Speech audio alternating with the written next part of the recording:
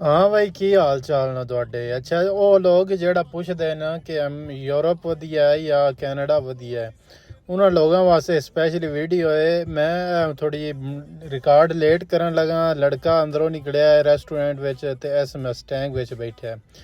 ਜਿਹੜੀ ਵਿਚਲੀ ਗੱਲ ਇਹ ਵੇ ਕਿ ਅਗਲਾ ਡਿਲੀਵਰੀ ਜਿਹੜੀ ਹੈ ਉਹ ਫੂਡ ਡਿਲੀਵਰੀ ਉਹ ਇਸ ਗੱਡੀ ਤੇ ਪੈਕ ਕਰਦਾ ਹੈ, ਮਸਟੈਂਗ ਤੇ।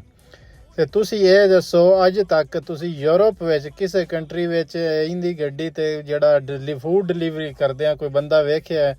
ਬਾਕੀ ਐਨਾਲਾਈਜ਼ ਤੁਸੀਂ ਹੁਣ ਖੁਦ ਕਰਨਾ ਹੈ, ਔਰ ਖੁਦ ਤੁਸੀਂ ਇਹ ਕਮੈਂਟ ਵਿੱਚ ਦੱਸਣਾ ਹੈ ਕਿ ਕਿਹੜਾ ਮੁਲਕ ਵਧੀਆ, ਕੈਨੇਡਾ ਵਧੀਆ, ਯੂਰਪ ਵਧੀਆ, ਜਾਂ ਕਿਹੜਾ ਤੁਹਾਨੂੰ ਪਸੰਦ ਹੈ।